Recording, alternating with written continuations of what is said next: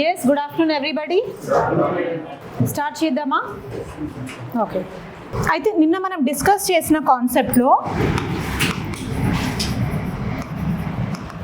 ఏంటి ఫెమినిజం అంటే women centric ideology and women dominate చేయడానికా కాదు, విమెన్ ఈక్వల్ రైట్స్ కోసం, వాళ్ళకి అన్ని విధాలుగా రెస్పెక్ట్ రావడం కోసం, వాళ్ళకి డిగ్నిటీ రావడం కోసం చేసే కాన్సెప్టే ఫెమినిజం. సో దీనికోసం పాటుపడే వాళ్ళని ఏమంటాం మనం?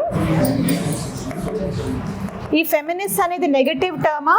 It is not negative, it is not positive. మనం ఎలా ఎక్స్ప్రెస్ చేస్తున్నామో ఆ ఫెమినిజం అనే ఫినామినన్ని మనం ఎలా ఎక్స్ప్రెస్ చేస్తున్నామో అది మ్యాటర్ చేస్తుంది. నేను మీకు ఎగ్జాంపుల్స్ కూడా ఇచ్చాను కదా. మనం ఫెమినిస్ట్ అనేది ఎవరికైనా ట్యాగ్ లాగా ఇస్తే వాళ్ళు టోటలీ నెగటివ్ పర్సన్స్ అని కాదు. వాళ్ళు ఒకవేళ వాళ్ళ ఎక్స్ప్రెషన్ నెగటివ్ లాగా ఉండి కాంట్రవర్సీకి దారి తీస్తుంటే మనం వాళ్ళని నెగటివ్ ఫెమినిస్ట్ లాగా చూస్తాం. బట్ ఫెమినిస్ట్ అనేది it's a positive term when expressed positively, negative term when expressed negatively. So expression అనేది చాలా మ్యాటర్ చేస్తుంది.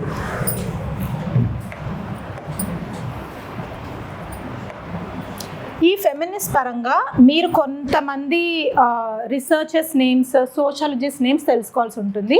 నేను నేమ్స్ ఫస్ట్ డే రోజు చెప్పాను, మళ్ళీ మధ్యలో అక్కడక్కడ నేమ్స్ వచ్చాయి మీకు, సాంస్క్రిటైజేషన్, వెస్టర్నైజేషన్ వీటిలో. బట్ ఇక్కడ మీకు ఇంకొంచెం మీరు ఇప్పటి వరకు వినని పేర్లు వస్తాయి, అవి మీకు ఎగ్జామ్లో అడుగుతారనమాట. సో ప్లీజ్ రాసుకోండి, ప్రతి ఒక్క వర్డ్ మీరు రాసుకోవాలి.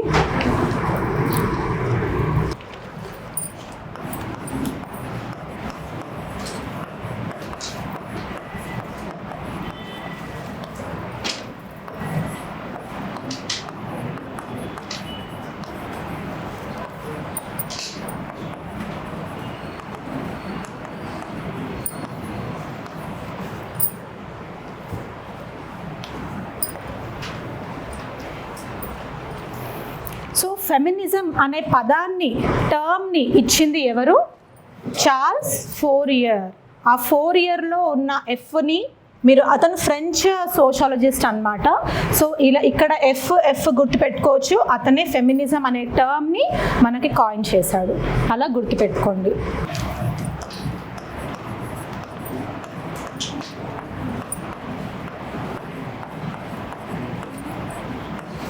ఇదంతా ఒక పేరే, మేరీ వోల్స్టోన్క్రాఫ్ట్. ఎలా గుర్తుపెట్టుకుంటారు? మేరీ గుర్తుంటుంది కదా మీకు. సో మేరీ ఫీమేల్, స్టోన్ అంటే గట్టి ఫీమేల్ రైట్స్ కోసం పోరాడుతుంది. అందుకే ఆమె చాలా ప్రిడామినెంట్గా ఎక్కువ శాతం ఫెమినిజం అనే కాన్సెప్ట్ మీద వర్క్ చేసిన ఫిలాసఫర్. Okay, Mary Wollstonecraft. మేరీని, స్టోన్ని గుర్తుపెట్టుకోండి ఫెమినిజం కాన్సెప్ట్తో. Second female Elizabeth Cady Stanton. Elizabeth అంటే ఫీమేల్ అని గుర్తుంటుంది కదా, Elizabeth is a female term. And Stanton ఎలా గుర్తుపెట్టుకుంటారంటే ఆమె ఫీమేల్ రైట్స్ కోసం చాలా స్ట్రాంగ్గా నిలబడింది. సో స్టాండ్ లాగా గుర్తుపెట్టుకోండి. సో ఎలిజబెత్ స్టాంటన్, మేరీ వోల్స్టోన్క్రాఫ్ట్, వీళ్ళందరూ ఫెమినిజం కాన్సెప్ట్ మీద చాలా ఎలాబరేటివ్గా బుక్స్ రాశారు, రీసెర్చ్ చేశారు. వాళ్ళు కూడా ఈక్వల్ రైట్స్ కోసం ఫైట్ చేశారు. ఓకే, వీళ్ళు ఇంకిద్దరు, ఇది కూడా జస్ట్ గుర్తుపెట్టుకోండి, బెట్టీ అండ్ సిమోన్ అని చెప్పేసి. వీళ్ళు కూడా ప్రామినెంట్ ఫిలాసఫర్స్, ఫీమేల్ రైట్స్ కోసం పోరాడిన వాళ్ళు. అయితే ఈ ఫెమినిజం అనేది మనకు ఎప్పుడైతే 17th, 18th సెంచరీలో, ఎస్పెషల్లీ 18th సెంచరీలో ఎక్కువ స్టార్ట్ అయిందనమాట. అప్పటి నుంచి మనం వేవ్స్ ఆఫ్ ఫెమినిజం రూపంలో చూసాం. వేవ్స్ అంటే ఏంటి? అలలు. అంటే ఫెమినిజం అలల రూపంలో ఇలా ముందుకు వస్తూ వెనక్కి వెళ్తూ అలా ఉన్నట్ట. వేవ్స్ అంటే ఏంటి? అలనే. అల ఎలా వస్తుంది? స్టెప్ బై స్టెప్ రాదు. స్టెప్ బై స్టెప్ అంటే జస్ట్ ఇది స్టెప్. అలలు ఇలా ఇలా ఇలా వస్తాయి. అంటే వేవ్ అంటే ఏంటి? అవునా? క్రెస్ అండ్ ట్రఫ్స్ అంటామా? క్రెస్ అంటే పైనవా కిందవా? ట్రఫ్స్ అంటే కిందవా? అది మీరు ఎలా గుర్తుపెట్టుకున్నారు? కరెక్టేనా? నేను ఎలా గుర్తుపెట్టుకునేదాన్ని అంటే నేను క్రెస్ట్ అనడం కంటే ట్రఫ్ అని గుర్తుపెట్టుకునేదాన్ని. ట్రఫ్లో ఉన్న యూని అండర్ అని గుర్తుపెట్టుకునేదాన్ని. సో ట్రఫ్ అండర్ అంటే అందులో ఉన్న యూ కిందకి వెళ్తోంది అని అలా. సో నాకు క్రెస్ట్ అంటే ఆటోమేటికలీ కన్ఫ్యూజన్ లేకుండా గుర్తొచ్చేది. సో ట్రఫ్లో ఉన్న యూ గుర్తుపెట్టుకుంటే అది కిందకి వెళ్తోంది అని అర్థం. ఓకే, సో ఇప్పుడు ఇది వేవ్స్ ఆఫ్ ఫెమినిజం అంటే కొన్నిసార్లు ఆ ఫెమినిజం అనే కాన్సెప్ట్ పీక్ చేరింది. ఆడవాళ్ళకి ఈక్వల్ రైట్స్ ఇవ్వాలి అని అందరూ ఫైట్ చేయడం ఒక పీక్కి చేరింది. మళ్ళీ కొన్ని ఫెయిలియర్స్ చూసారు అలా ఫైట్ చేసేటప్పుడే. మళ్ళీ వాళ్ళందరినీ సప్రెస్ చేయడము, ఆపేయడము, వాళ్ళని స్ట్రీట్స్ మీదకి రాకుండా చేయడము. గవర్నమెంట్ కూడా కొన్నిసార్లు వాళ్ళని ఆపేయడం జరిగింది. ఈవెన్ మెన్, కొంతమంది డామినెంట్ మెన్ ఎవరైతే మీరు ముందుకు రాకూడదు అనుకున్నారో వాళ్ళు కూడా ఈ ఫీమేల్స్ని ఆపడం జరిగింది. అలా ఎప్పటికప్పుడు వాళ్ళు ఒక రైజ్ చూశారు, ఫాల్ని చూశారు. అందుకే దాన్ని మనం వేవ్స్ ఆఫ్ ఫెమినిజం అంటాం. ఇలాంటి వేవ్స్ ఆఫ్ ఫెమినిజం మనకి 4 స్టేజెస్లో ఉన్నాయి. Please right it down.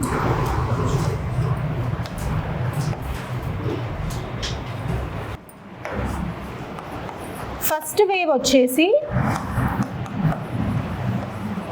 Early 19th 20th సెంచరీస్లో, sorry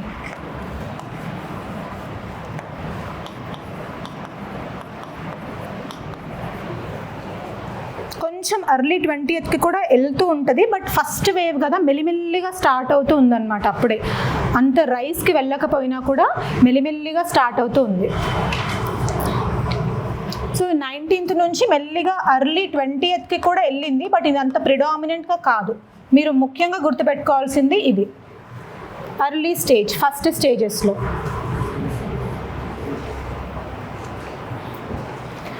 వీళ్ళు దేనికోసం ఫైట్ చేయడం స్టార్ట్ చేశారంటే ఆ రోజుల్లోనే వాళ్ళ focus legal rights, voting rights మీదకి స్టార్ట్ చేశారు.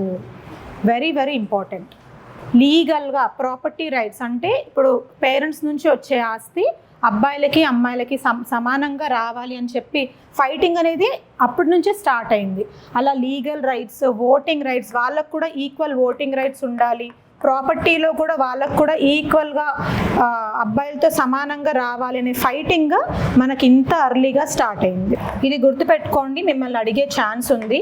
సెనికా ఫాల్స్ కన్వెన్షన్ 1848లో జరిగిన కన్వెన్షన్ ద్వారా ఇలాంటి ఫస్ట్ వేవ్ ఫార్మల్గా స్టార్ట్ అయింది.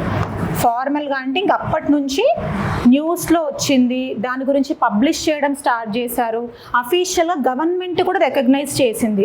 అంటే ఒక గ్రూప్ ఆఫ్ ఉమెన్ ఫైట్ చేయడం స్టార్ట్ చేశారు అని అఫీషియల్గా రికగ్నైజ్ చేసింది సెనికా ఫాల్స్ కన్వెన్షన్ ద్వారా. 1848లో జరిగింది. ఇది మనకి ఫ్రెంచ్ కంట్రీస్లో ఎక్కువ ఉంది. ఫ్రాన్స్, ఇటలీ, వీళ్ళందరూ ఫ్రెంచ్ సోషాలజిస్ట్ ఎక్కువ ప్రిడామినెంట్గా వర్క్ చేశారు కదా.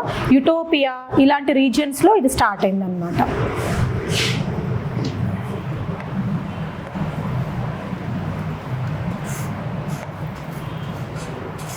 మనకి ఫ్రెంచ్ రెవల్యూషన్ ఇవన్నీ ఉన్నాయి కదా. అంటే మన మొత్తం వరల్డ్లో రెవల్యూషన్ అండ్ ఇండస్ట్రియల్ రెవల్యూషన్ ఇవన్నీ మనకు ఫస్ట్ స్టార్ట్ అయిన దానికి కారణం ఏంటి?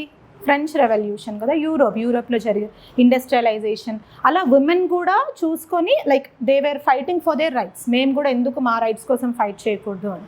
Okay, Seneca Falls convention. And ఈ టైంలోనే మనకి ఫెమినిజం అనే టర్మ్ ఎవరు కాయిన్ చేశారు? Charles Fourier. అతను అంటే ఇది ఫార్మల్గా అయింది, బట్ ఇది ఫార్మల్గా రాకముందే 1837లోనే అతను టర్మ్ని కాయిన్ చేశాడు, టర్మ్ని ఇచ్చాడు. ఆ ఫైట్కి ఫెమినిజం అనే టర్మ్ని ఇచ్చాడు. బట్ దీన్ని రికగ్నైజ్ చేసింది ఫార్మల్గా మాత్రం 1848లో. నెక్స్ట్ సెకండ్ వేవ్ అనేది డెఫినెట్లీ 19th సెంచరీలోనే 19th to 20th సెంచరీ ప్రిడామినెంట్గా అయిందనమాట. అంటే 1960s to 80s లాగా తీసుకోవచ్చు.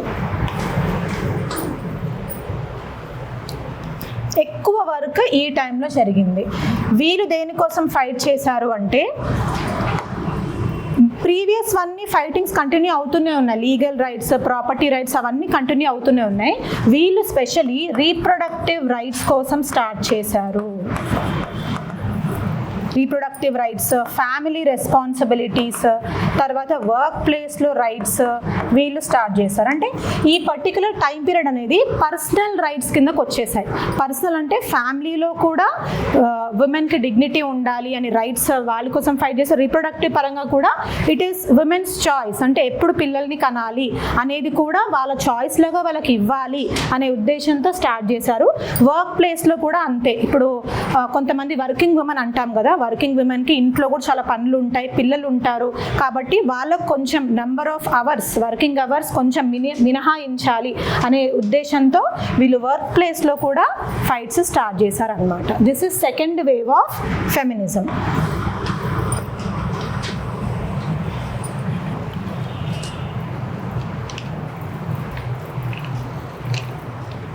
ఇందాక మనం చూసిన నేమ్స్లో ఎలిజబెత్, బెట్టి వీళ్ళు ఈ ఫైట్స్కి సంబంధించిన వాళ్ళు, సెకండ్ వేవ్ ఫైట్స్కి సంబంధించిన వాళ్ళు. థర్డ్ వేవ్ ఎస్పెషల్లీ 1990s నుంచి 2010 వరకు కూడా వచ్చిన వేవ్ అన్నమాట.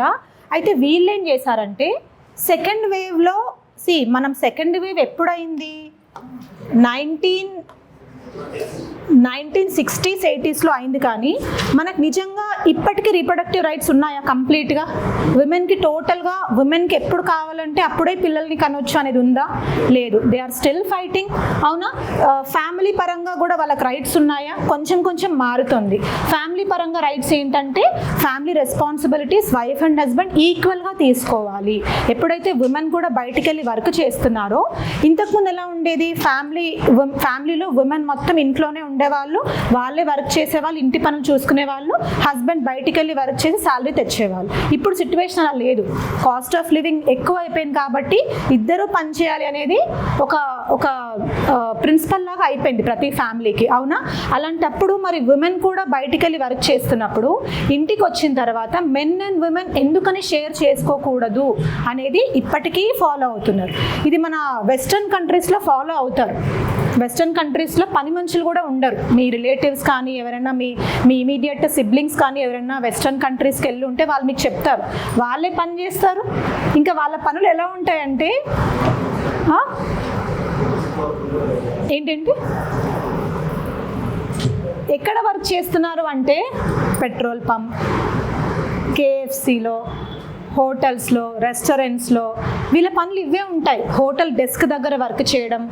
మీరు అంటే చాలా వరకు మీరు ఏమనుకుంటారంటే అమెరికాలో జాబ్ అంటే సాఫ్ట్వేర్ ఒక్కటే మీకు గుర్తొస్తుంది, కానీ అన్ఫార్చునేట్లీ అది ట్రూ కాదు.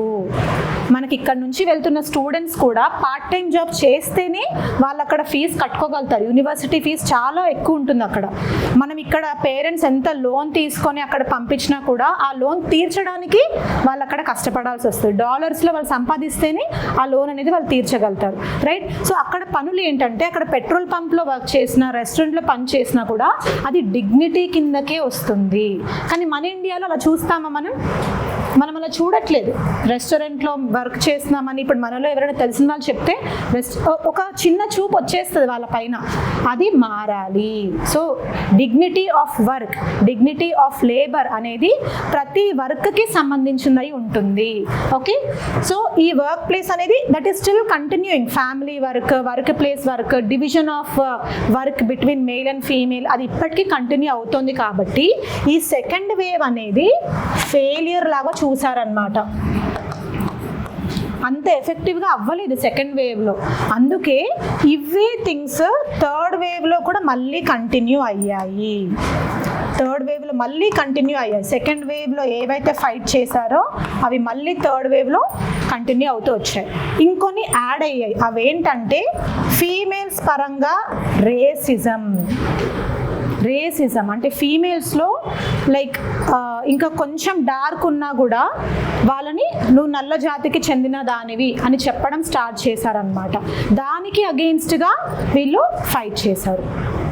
రేసిజం కూడా మామూలుగా అందరికీ మెన్ పరంగా రేసిజం, జాతికి సంబంధించింది మెన్ డిస్క్రిమినేషన్ ఒక రకం అయితే, ఫీమేల్స్కి మిగతా అన్ని డిస్క్రిమినేషన్స్తో పాటు వాళ్ళని కూడా జాతీయ రకంగా వాళ్ళని చాలా హింసించారనమాట. అందుకే ఈ థర్డ్ వేవ్లో మనకి రేసిజం అనేది దానికి అగెయిన్స్ట్గా ఫైట్ చేయడం స్టార్ట్ చేశారు.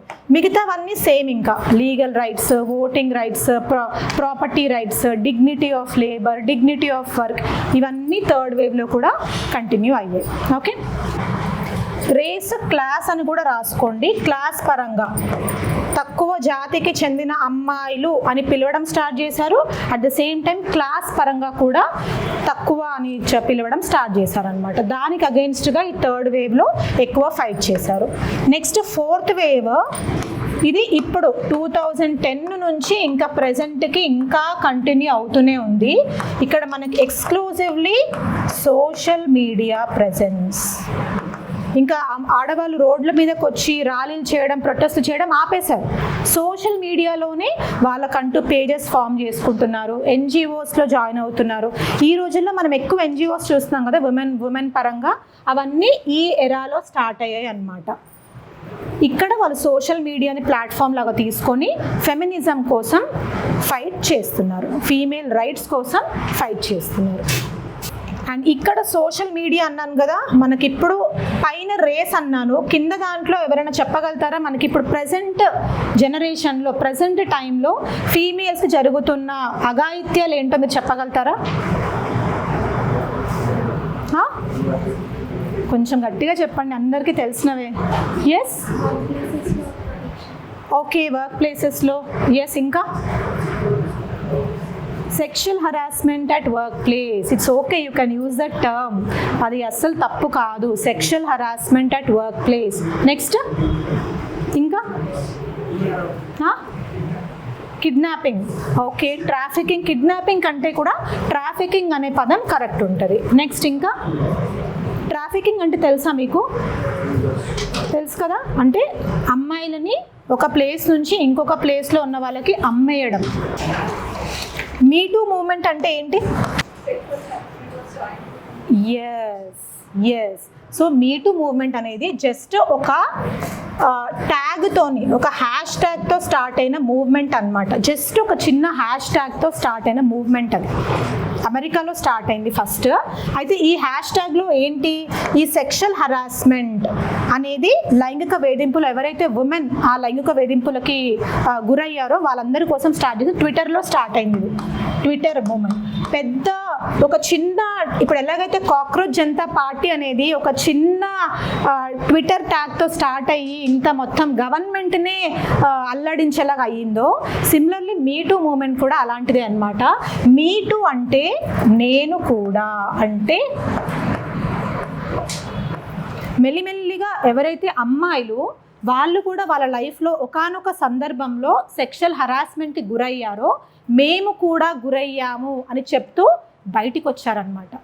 భయపడే వాళ్ళందరూ ఓపెన్గా బయటకు వచ్చారు. అది చూసి మొత్తం ఎంటైర్ వరల్డ్ షాక్ అయిపోయింది.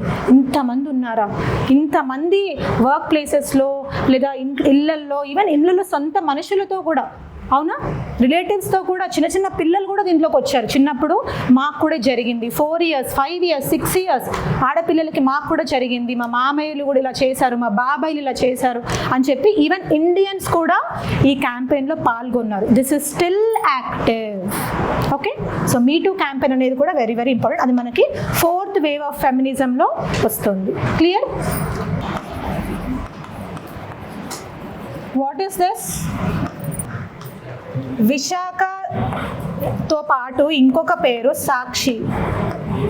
ఈ రెండు ఉమెన్ నేమ్స్ కాదు, ఈ రెండు NGOs names. NGOs, non government organisations. వాళ్ళు అంటే వర్క్ ప్లేస్ హరాస్మెంట్ ఎంత ఒక రేంజ్లో వెళ్ళిపోయింది. అండ్ రాజస్థాన్లో ఇది ఎందుకు జరిగింది అంటే, రాజస్థాన్లో ఒక వర్క్ ప్లేస్లో ఎవరైతే అమ్మాయి, ఓకే, ఆ అమ్మాయి పేరు ఏదో ఉంది, బీతో స్టార్ట్ అవుతుంది. ఎనీబడి ఎవరికైనా గుర్తుందా? బీతో స్టార్ట్ అవుతుంది అమ్మాయి పేరు, బి. సరే, కొంచెం ఆలోచిస్తే వస్తుంది. యా, సో ఆ అమ్మాయి లైక్ రాజస్థాన్, యూపీ, బీహార్ ఈ స్టేట్స్లో చైల్డ్ మ్యారేజెస్ ఎక్కువ జరుగుతూ ఉంటాయి కదా. చైల్డ్ మ్యారేజెస్కి అగెయిన్స్ట్గా ఆ అమ్మాయి ఫైట్ చేసింది అనమాట. ఫైట్ చేసినప్పుడు ఏం చేశారు, ఆమెని వెరీ వెరీ బ్రూటల్గా, వెరీ వెరీ బ్యాడ్గా గ్యాంగ్ రేప్ చేశారు. ఆమె ఇంకొకసారి రోడ్డు మీదకి వచ్చి అలా ఫైట్ చేయకుండా ఉండాలని గ్యాంగ్ రేప్ చేశారు.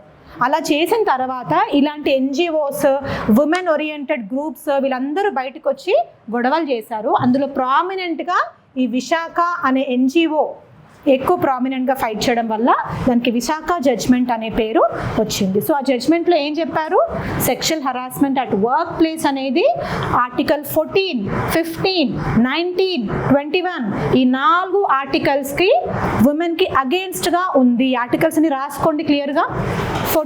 ఆర్టికల్ 14 ఏంటి, రైట్ టు ఈక్వాలిటీ, ఎస్ సమానత్వం.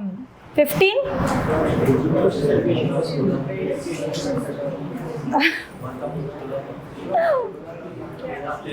భేదం లేకుండా అంటే డిస్క్రిమినేషన్ లేకుండా, ఎస్.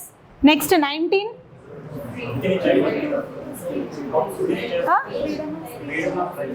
ఓకే. బట్ ఈ కేసులో ఏమై ఉంటుంది, ఎందుకు మనం 19 తీసుకున్నాం ఈ కేసులో? ఫ్రీడమ్ ఆఫ్ ఎక్స్ప్రెషన్ ఈ కేసుకి ఎలా వస్తుంది?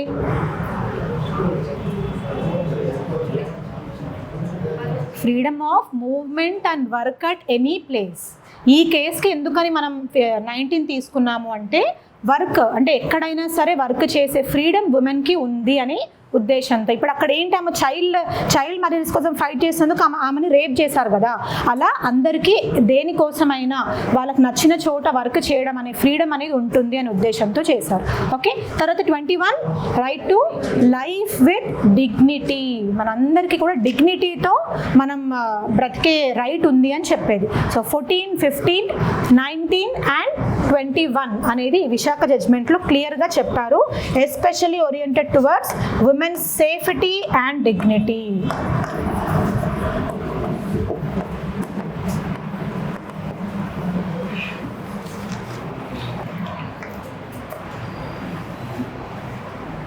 ఇది ఏ ఇయర్లో వచ్చిన జడ్జ్మెంట్?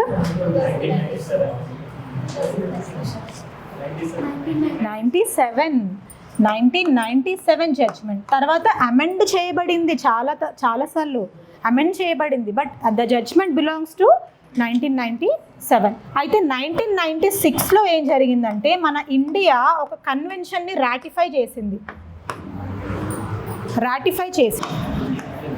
ట్రైబ్ అంటే ఏంటి? తెగానా? రేస్ అంటే ఏంటి? జాతిని తెగ అనలేమా? షూరా? ఎగ్జాంపుల్స్ అవి వద్దు నాకు, ఎగ్జాంపుల్స్ వద్దు నాకు, యాక్చువల్ పదం కావాలి.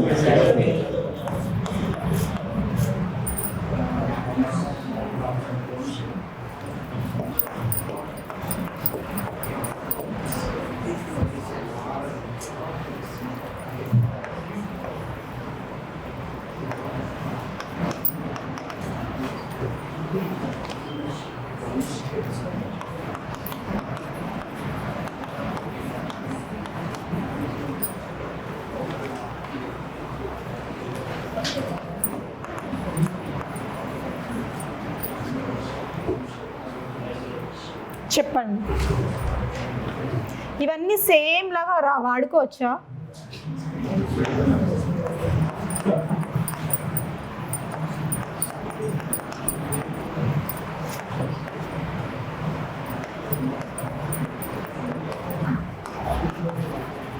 ఫస్ట్ మనం ఫ్యామిలీతో స్టార్ట్ చేస్తే, this family is called as basic unit of society.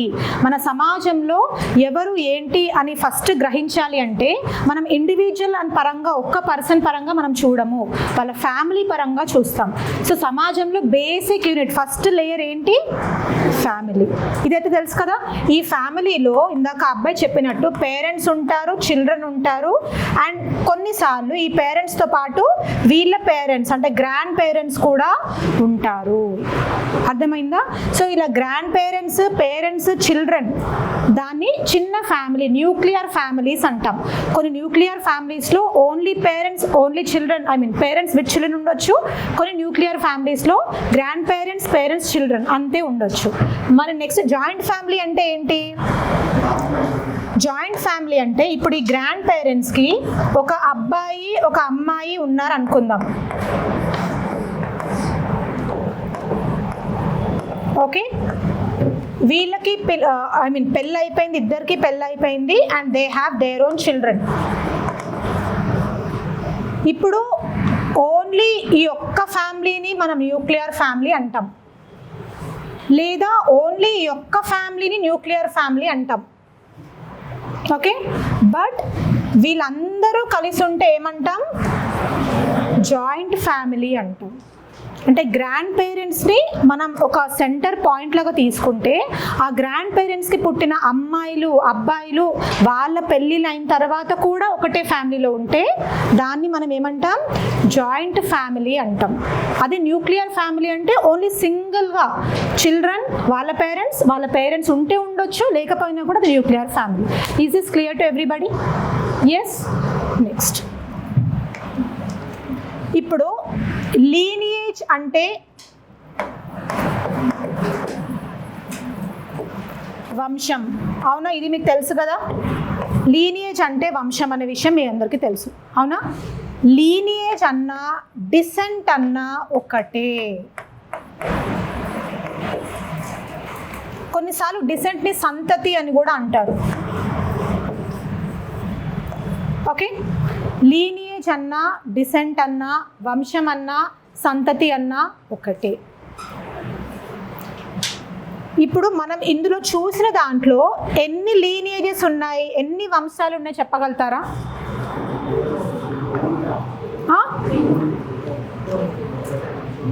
ఒకటే వంశం. 2ఆ 3ఆ? ఎలా 2?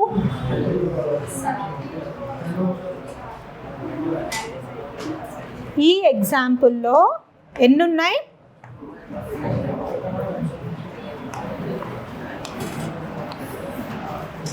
2 లీనియేజెస్ ఉన్నాయి. లీనియేజ్ అంటే ఒక లైన్ అని చెప్పాను కదా. సో ఇప్పుడు మనం ఇదంతా ఒక లైన్లో తీసుకుంటే దిస్ ఈజ్ 1 లీనియేజ్. వీళ్ళని ఒక లైన్లో తీసుకుంటే వీళ్ళకి కూడా వీళ్ళే కదా grand parents. So this is second lineage. Lineage అనేది ఒక లైన్లో మాత్రమే ఆలోచించాలి. డిసెంట్ అన్న, లీనియేజ్ అన్న ఒక లైన్లో మాత్రమే ఆలోచించాలి. సో ఇప్పుడు చిల్డ్రన్, వీళ్ళ పేరెంట్స్ వీళ్ళు, వీళ్ళ పేరెంట్స్ వీళ్ళు, ఇది ఫస్ట్ లీనియేజ్. చిల్డ్రన్, వీళ్ళ పేరెంట్స్ వీళ్ళు, వీళ్ళ పేరెంట్స్ వీళ్ళు, సెకండ్ లీనియేజ్. మరి వీళ్ళు ఏమవుతారు? ఇక్కడ గ్రాండ్ పేరెంట్స్ ఏమున్నారు, మరి వీళ్ళు ఏమవుతారు? కిన్ అవుతారు. కిన్.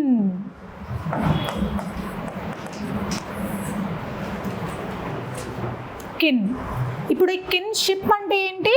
ఈ బంధుత్వం, ఈ బంధువుల ద్వారా ఫామ్ అయ్యే రిలేషన్షిప్ని బంధుత్వం ఆర్ కిన్షిప్ అంటాం. అర్థమైందా? Is this clear? ఇప్పుడు మనకి లీనియేజ్ పెద్దదా, కిన్షిప్ పెద్దదా? కిన్షిప్ పెద్దది. లీనియేజ్ అనేది ఒకటే రకంగా వెళ్ళేలాగా మనం చూస్తాము. బట్ కిన్షిప్, ఇప్పుడు సపోజ్ ఈ గ్రాండ్ పేరెంట్స్కి 3 పిల్లలు 4 పిల్లలు ఉంటే లీనియేజెస్ మారుతున్నాయి కదా. 3 పిల్లలు ఉంటే 3 లీనియేజ్ వస్తున్నాయి, 4 ఉంటే 4 వస్తున్నాయి. బట్ మళ్ళీ ఆ 4 ఫ్యామిలీస్ అందరూ కలిస్తే ఏమవుతున్నారు? కిన్షిప్. అవునా?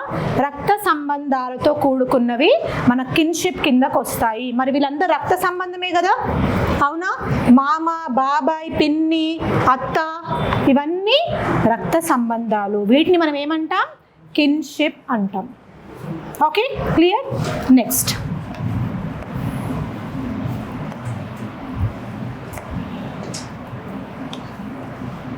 మరి క్లాన్ అంటే ఏంటి?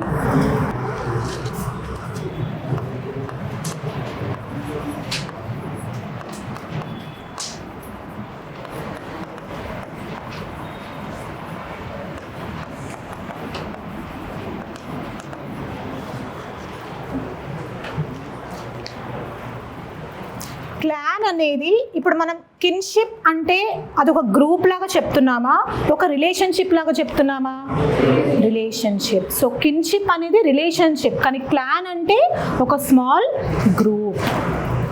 ఆ గ్రూప్లో ఎవరున్నారు? వీళ్ళందరూ మళ్ళీ క్లానే. ఇదంతా క్లాన్ కిందకే వస్తుంది. ఎందుకంటే వీళ్ళు ఒక చిన్న గ్రూప్, ఒక గ్రాండ్ పేరెంట్ ఒక్కరి నుంచి స్టార్ట్ అయినదే ఇంత పెద్ద గ్రూప్ లాగా ఫామ్ అవుతుంది కదా. ఇలాంటి చిన్న చిన్న గ్రూప్స్ని క్లాన్ అంటాము. అంటే యాన్సిస్టర్ ఒకరే ఉంటారు. ఇప్పుడు ఇందులో యాన్సిస్టర్ గ్రాండ్ పేరెంట్ ఒకరే కదా. ఈ ఒక్క యాన్సిస్టర్ నుంచి ఎన్నో వేరే వేరే లీనియర్స్ వస్తున్నాయి, ఫ్యామిలీస్ వస్తున్నాయి. సో వీళ్ళందరూ ఒక గ్రూప్ లాగా ఫామ్ అయితే ఆ గ్రూప్ని ఏమంటాము? క్లాన్ అంటాము. వీళ్ళ రిలేషన్షిప్ని ఏమంటాము? కిన్షిప్ అంటాము. ఆ రిలేషన్షిప్లో ఉన్న మనుషుల్ని ఏమంటాము? కిన్. అర్థమైందా? గ్రూప్ అయితే క్లాన్, మనుషులైతే కిన్, రిలేషన్షిప్ అయితే kinship. Is this clear to everybody? ఏమైనా డౌట్ ఉంటే అడగండి. మళ్ళీ రిపీట్ చేయాలా? రిపీట్ చేయాలంటే మాత్రం తలుపుతారు అందరూ.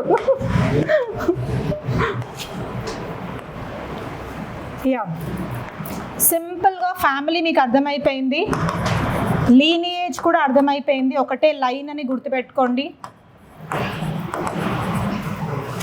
వీళ్ళందరూ లీనియేజెస్ కలిస్తే వచ్చే ఒక స్మాల్ గ్రూప్ని మనం ఏమంటాం? క్లాన్ అంటాం. ఈ క్లాన్ అంటే group. Okay,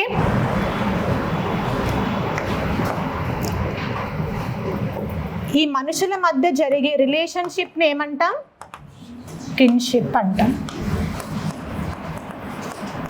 friendship is relationship, అలానే kinship is a relationship. Ship గుర్తుపెట్టుకోండి, ఒకటే పడవ మీద మొత్తం ఫ్యామిలీ వెళ్తున్నారని గుర్తుపెట్టుకోండి.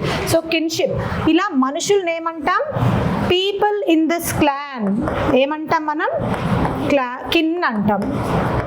క్లోజ్డ్ రిలేటివ్స్ అంటాం. రిలేటివ్స్ అందరూ మన కిన్సే, మన కజిన్స్ అందరూ మన కిన్సే. అదే మనం ఒక ఫంక్షన్లో మనమున్న మన ఫ్యామిలీ, మన పేరెంట్స్, వాళ్ళ అక్క చెల్లెలు, అంటే మన మదర్ సైడ్ అక్క చెల్లెలు అన్న తమ్ములు, మన ఫాదర్ సైడ్ అక్క చెల్లెలు అన్న తమ్ములు అందరం కలిసాం. అమ్మమ్మ తాతలు, నాన్నమ్మ తాతలు కూడా ఉన్నారు. ఇదంతా ఏమవుతుంది? క్లాన్. ఓకే, తర్వాత మనందరి రిలేషన్షిప్ని ఏమంటాం? కిన్షిప్. మన కజిన్స్, మామలు, అత్తలు, వాళ్ళని ఇండివిజువల్గా మనం ఏం పిలుస్తాం? కిన్. Okay, clear?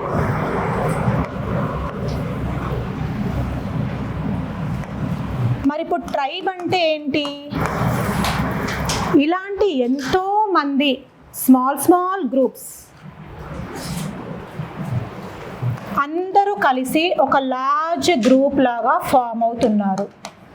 మరి మనందరం కూడా, మనకు కూడా ఫ్యామిలీస్ ఉన్నాయి, జాయింట్ ఫ్యామిలీస్ ఉన్నాయి, మనం కూడా గ్రూప్స్ లాగా ఫామ్ అవుతున్నాం. మరి మనల్ని ఎందుకు ట్రైబ్ అనట్లేరు అంటే లార్జ్. ఎస్, చెప్పండి. అయ్యో, నేను మళ్ళీ వెనక్కి తిరిగిన వెంటనే ఎందుకు ఆపేశారు?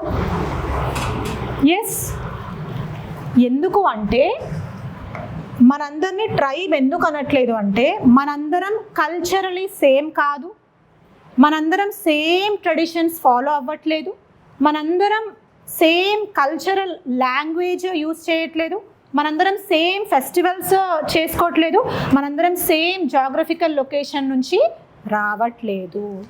అర్థమైందా? అంటే ఇప్పుడు నేను చెప్పిన క్వాలిటీస్ అన్నీ same language, same culture, same tradition, same geographical area,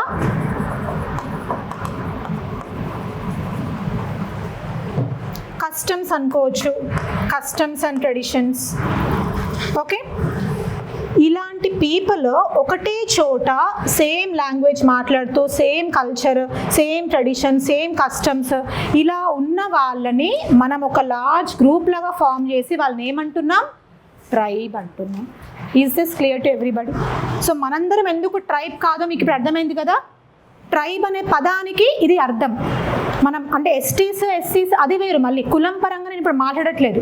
tribe అంటే దిస్ ఇస్ ది మీనింగ్. ఇప్పుడు మీరు ఏ ట్రైబ్ తీసుకున్నా కూడా, ఎలాంటి ట్రైబ్స్ తీసుకున్నా కూడా తెలుసు కదా, వాళ్ళందరూ ఒకటే జాగ్రఫికల్ ఏరియా.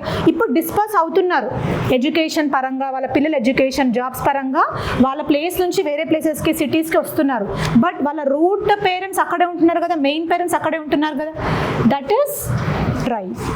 మనం ఒక ఆర్డర్లో చూస్తే, ట్రైబ్ పరంగా ఆర్డర్లో చూస్తే ఫస్ట్ బేసిక్ యూనిట్ ఫ్యామిలీ అవుతుంది. ఫ్యామిలీ నుంచి లీనియేజ్ వస్తుంది, లీనియేజ్ నుంచి క్లాన్ వస్తుంది. వీళ్ళందరూ కలిస్తే మనకి కిన్షిప్ వస్తుంది, వీళ్ళ రిలేషన్షిప్. క్లాన్స్ అందరూ కలిస్తే ఏమవుతుంది?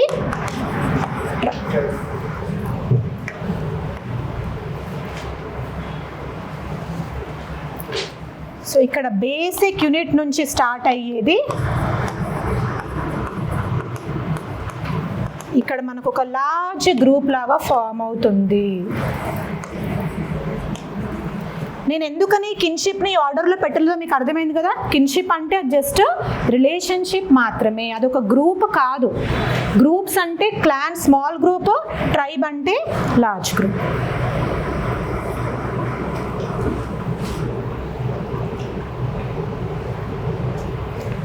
ఇప్పుడు షెడ్యూల్డ్ ట్రైబ్ అంటే ఏంటంటే, మన కాన్స్టిట్యూషన్లో ట్రైబ్ అని రికగ్నైజ్ చేయబడిన వాళ్ళని మాత్రమే మనం షెడ్యూల్డ్ ట్రైబ్స్ అంటాము. ఇప్పుడు అర్థమైందా?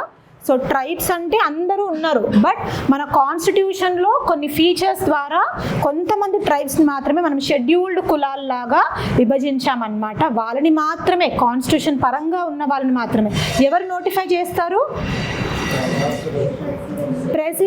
ప్రెసిడెంట్ నోటిఫై చేస్తాడు. ఎవరు ఎలాంటి గ్రూప్ వాళ్ళు షెడ్యూల్ ట్రైబ్ కిందకు వస్తారనేది ప్రెసిడెంట్. ఇక్కడ కన్ఫ్యూజన్ వస్తుంది చాలామంది, గవర్నర్ చేస్తాడు అని చెప్పి. నేను ఒక క్లాస్లో మీకు ఇది క్లారిఫై చేస్తాను, ట్రైబ్స్ విషయంలో గవర్నర్ రోల్ ఏంటి, ప్రెసిడెంట్ రోల్ ఏంటి అని. ఆ క్లాస్లో మీకు మొత్తం క్లారిటీ వచ్చేస్తుంది, ఇంకా యుల్ నెవర్ బీ కన్ఫ్యూజ్డ్. ఓకేనా, అర్థమైందా? అవి షెడ్యూల్డ్ కులాలు అనమాట. కాన్స్టిట్యూషన్లో వాళ్ళ గురించి చెప్పబడంటే వాళ్ళు చాలా వల్నరబుల్ ఉంటారు, వాళ్ళ నంబర్ తగ్గిపోతూ ఉంటుంది, వాళ్ళు మాట్లాడే భాష తగ్గిపోతూ ఉంటుంది అలా. Okay, yes. నెక్స్ట్ ఏంటి అంటే, మరి పీవీటీజీస్ అంటే ఏంటి? Particularly vulnerable tribes. మరి ఇవేంటి?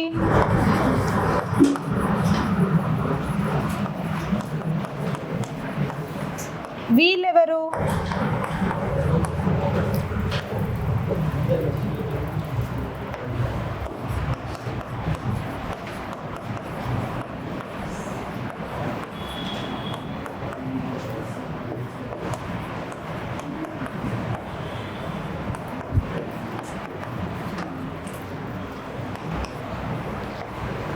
ఫస్ట్ వన్ కరెక్ట్ అని ఎంతమంది చెప్తున్నారు?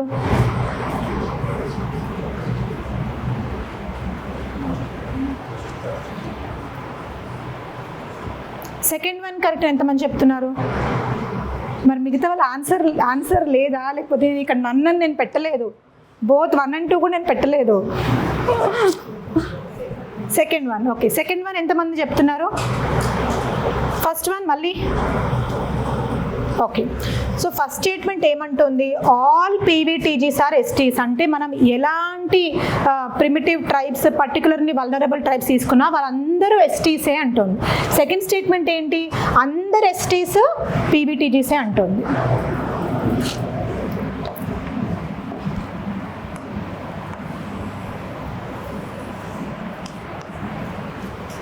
అందరు ఎస్టీస్ పీవీటీజీస్ అయితే మనం ఎస్టీస్ని పీవీటీజీస్ని మరి సేమ్ పదాల్లాగా వాడాలి కదా. ఎందుకని సపరేట్గా ఎస్టీలు వేరు పీవీటీజీలు వేరు ఎందుకు అంటున్నాం? Because they are different.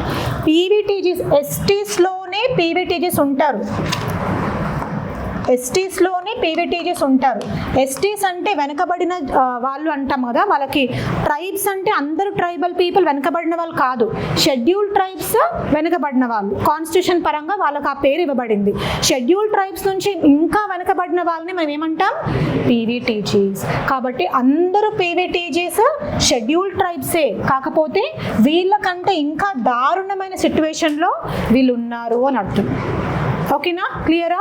ఇంకొక హోంవర్క్ రాసుకోండి. ఆ బాక్స్ ఓపెన్ చేయండి, ఇందాక నేను రాపించిన బాక్స్. మన ఇండియాలో ప్రజెంట్ ఎంతమంది పీవీటీజీస్ ఉన్నారో మీరు తెలుసుకొని చెప్పాలి. హోంవర్క్ రాసుకోండి. సరే ఇప్పుడు 17 అంటున్నారు, మన నేమ్స్ చెప్పమంటే చెప్తారా? సరే 21 అంటున్నారు, నేమ్స్ చెప్తారా? 25, 50 నేమ్స్ చెప్తారా? అవన్నీ రేపు హోంవర్క్ రాసుకొని రండి. ఇది వెరీ వెరీ ఇంపార్టెంట్ క్వశ్చన్. ఎందుకు అంటే నేను చెప్పాను కదా, మీ గవర్నమెంట్ ఎగ్జామ్లో వల్నరబుల్ సెక్షన్స్ మీదనే ఎక్కువ ఫోకస్ ఉంటుంది. మరి ఎస్టీస్ అందరిలో పీవీటీజీస్ వల్నరబుల్ కాబట్టి మీకు ఎక్కువ శాతం క్వశ్చన్స్ వచ్చే అవకాశం ఉంది. ఓకే, లాంగ్వేజ్ అంటే మనం మాట్లాడేది, స్క్రిప్ట్ అంటే రాసేది. తెలుగు అనేది బ్రాహ్మీ స్క్రిప్ట్ నుంచి తీసుకోబడింది. ఈ బ్రాహ్మీ స్క్రిప్ట్లో Telugu as well as Kannada, అందుకే ఈ 2 లాంగ్వేజెస్ చాలా సిమిలర్గా ఉంటాయి.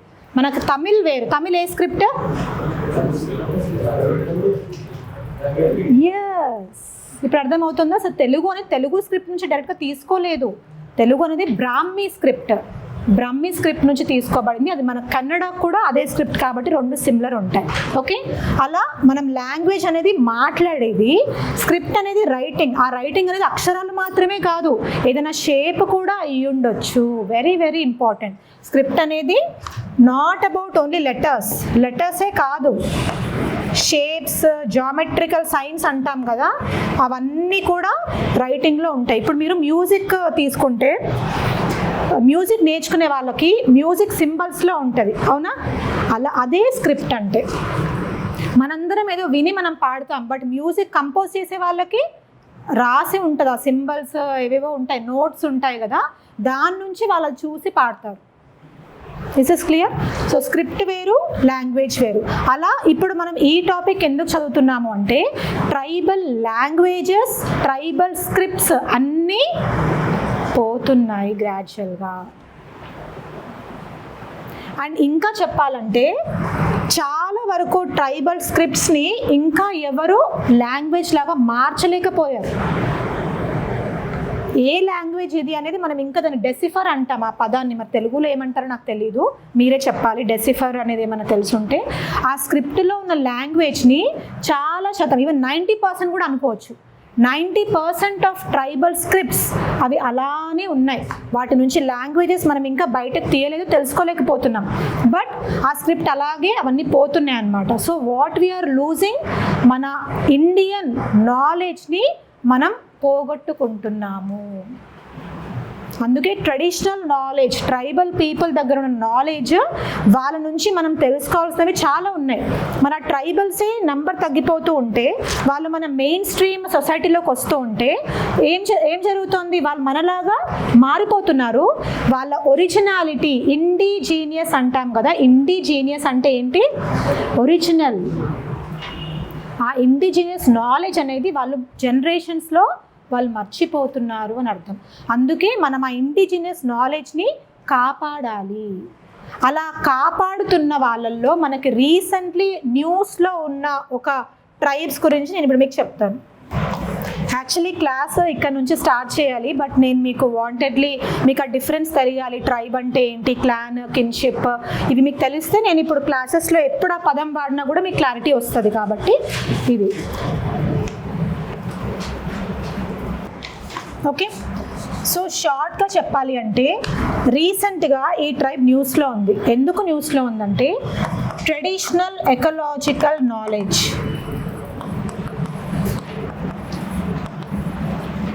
TEK అని గుర్తుపెట్టుకోండి. TEK, traditional ecological knowledge.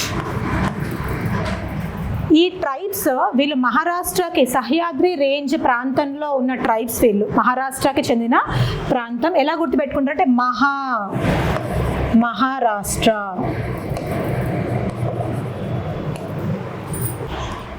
Okay, ఈ ట్రైబ్స్ ఏం చేస్తున్నారంటే, వీళ్ళకున్న నాలెడ్జ్తో, ఎకలాజికల్ అంటే ఏం నాలెడ్జ్? ఎన్విరాన్మెంట్ పరమైన నాలెడ్జ్ కదా.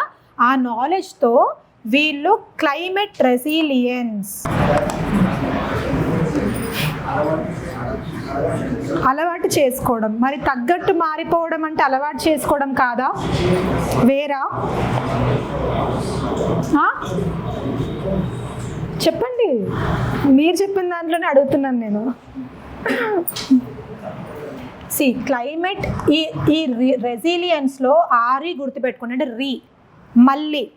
ఓకే, అంటే మనకు ఏదైనా దెబ్బ తగిలినప్పుడు మనం ఆ దెబ్బ తగిలింది అని నమ్ముతాం ఒకటి, ఆ దెబ్బని మాన్పించుకోవడానికి ట్రై చేస్తాం ఒకటి, ట్రై చేశాక మళ్ళీ మనం ఫైట్ చేస్తాము. ఆ మళ్ళీ ఫైట్ చేసేదాన్ని రెసిలియన్స్ అంటాం. అంటే మనకు దెబ్బ తగిలింది కదా అని మనం అలానే వెనక్కి వెళ్ళిపోకుండా మళ్ళీ ఫైట్ చేస్తాము, దాన్ని రెసిలియన్స్. అంటే మళ్ళీ ఫైట్ చేసినప్పుడు మళ్ళీ సేమ్ ప్లేస్లో దెబ్బ తగిలితే మనం ఏమనుకుంటాం, ఆల్రెడీ తగిలింది కదా, నేను అది ఓర్చుకుంటాను, నేను ఆల్రెడీ ఎక్స్పీరియన్స్ చేశాను అని అనుకుంటాం.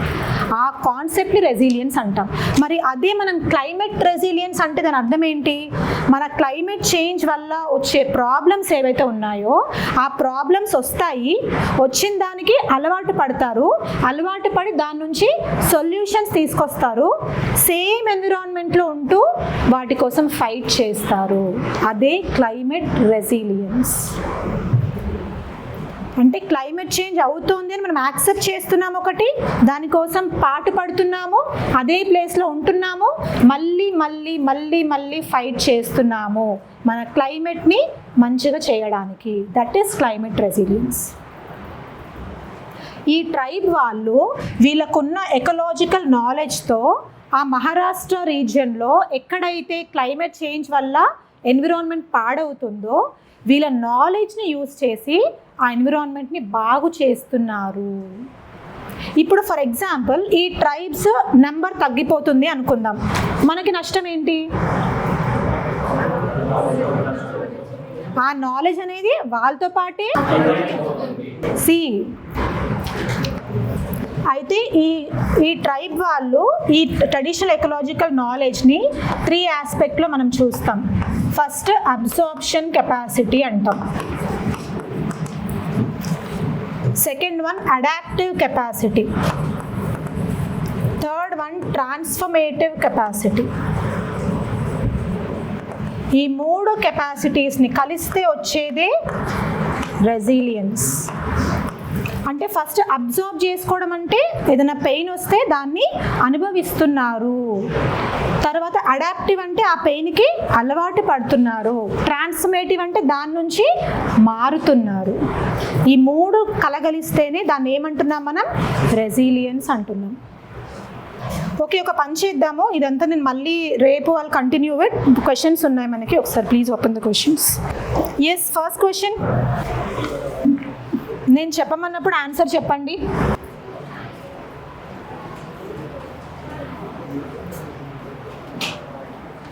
ఫస్ట్ స్టేట్మెంట్ ఎంతమంది correct, second statement, third statement దించరా?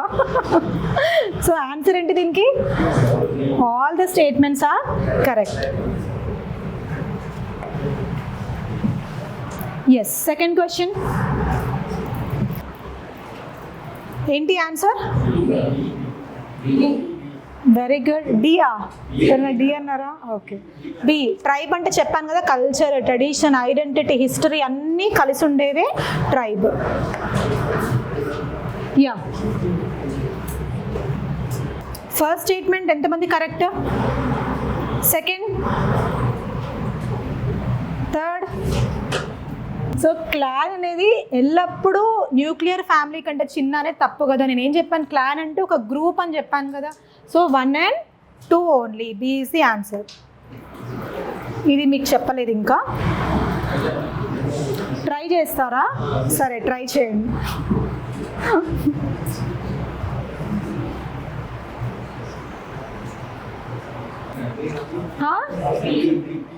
ఏ ఎంతమంది, A, B, C, D. Okay, try చేసిన కరెక్ట్ చెప్పారు, వెరీ గుడ్. ఇది నేను రేపటి క్లాస్లో క్లియర్గా ఎక్స్ప్లెయిన్ చేస్తాను. ఎథ్నిసిటీ అంటే చెప్పలేదు. యా,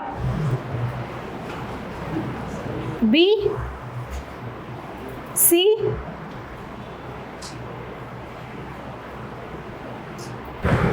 నేను ఇందాక మీకు 2 సెంటెన్సెస్ రాసి కూడా చూపించాను కదా. All PVTGs are STs, all STs are PVTGs. అందులో ఏది correct? All PVTGs are STs. అంటే ఏ పీవీటీజీ తీసుకున్నా కూడా వాళ్ళు ఎస్టీకి సంబంధించిన వాళ్ళే. ఎస్టీలోనే వాళ్ళు ఇంకా వెనకబడిన జాతి వాళ్ళు అనమాట. సో ఇప్పుడు ఇక్కడ PVTGs are separate constitutional category అంటే మనకు సపరేట్గా వాళ్ళకు ఉందా కాన్స్టిట్యూషన్లో? లేదు, వాళ్ళు పార్ట్ ఆఫ్ ఎస్టీస్. ఓకేనా? సో ఫస్ట్ ఏంటి కరెక్ట్ దీనికి? B is the answer. Only North East India కూడా కాదు, they are dispersed, identified solely on the base of geographical location కాదు. ఓకే, ఇది ట్రై చేయగలుగుతారా? అన్నీ ట్రై చేస్తారా? చేయండి. థర్డ్ వన్, మూడిట్లో ఒకటి రాంగ్. ఎంతమంది? ఏంటి రాంగ్? ఓకే, 2 రాంగ్ మూడిట్లో. 3 రాంగ్. ఇరులా కూడా తమిళనాడుదే. అందరూ కరెక్ట్ మ్యాచింగ్ ఇది. ఓకే, ఇవన్నీ కూడా మనం సపరేట్గా నేర్చుకుంటాం. మీరు ఎప్పుడెప్పుడు నేను ట్రైబ్స్ నేమ్స్ వాడినా ఆ ప్లేసెస్ కూడా చెప్పినప్పుడు రాసి పెట్టుకోండి. Okay, and I will tell you a beautiful story about Irula tribes of Tamil Nadu. నేను మీకు చెప్తాను రేపటి క్లాస్లో. ఇది మీకు చెప్పలేదు. ఇది ట్రై చేస్తారా? చేయండి. A, B, C, D. Okay, B చూద్దాం. Tribal women are completely excluded from all forms of economic activity. ఎన్ని క్లూస్ ఉన్నాయి మీకు ఈ ఆన్సర్లో? Completely excluded. మొత్తానికి ట్రైబల్ ఉమెన్ని మనం దూరం పెట్టేస్తున్నాము. అన్ని ఫార్మ్స్ ఆఫ్ ఎకనామిక్ యాక్టివిటీ, వాళ్ళు అగ్రికల్చర్లో లేరు, వాళ్ళు ఇండస్ట్రీస్లో ట్రైబల్ ఉమెన్ పార్టిసిపేట్ చేయట్లేదు, వాళ్ళకి ఎలాంటి జాబ్స్ లేవు. అవి కరెక్టా మరి?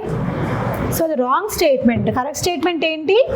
ఏ, వాళ్ళకి మల్టిపుల్గా డిసడ్వాంటేజెస్ ఉన్నాయి, జెండర్ డిసడ్వాంటేజెస్ ఉన్నాయి. At the same time tribes అయినందుకు కూడా ఆ ఉమెన్ డబుల్ డోస్ అంటాం కదా, ఫస్ట్ డోస్ ఏమో ఫీమేల్ అయినందుకు వాళ్ళకి డిసడ్వాంటేజెస్ ఉన్నాయి, సెకండ్ డోస్ ట్రైబల్స్ అయినందుకు డిసడ్వాంటేజెస్ ఉన్నాయి. ఓకే, ఇది కూడా మనం రేపు ఒకసారి మాట్లాడదాం ఈ టాపిక్. ఓకేనా? హోంవర్క్ చేసుకొస్తారా రేపటికి? షూర్? ఎవరు గుర్తు చేస్తారా రేపు నా క్లాస్కి రాగానే హోంవర్క్ గురించి? Okay, you will remind me. Okay, thank you.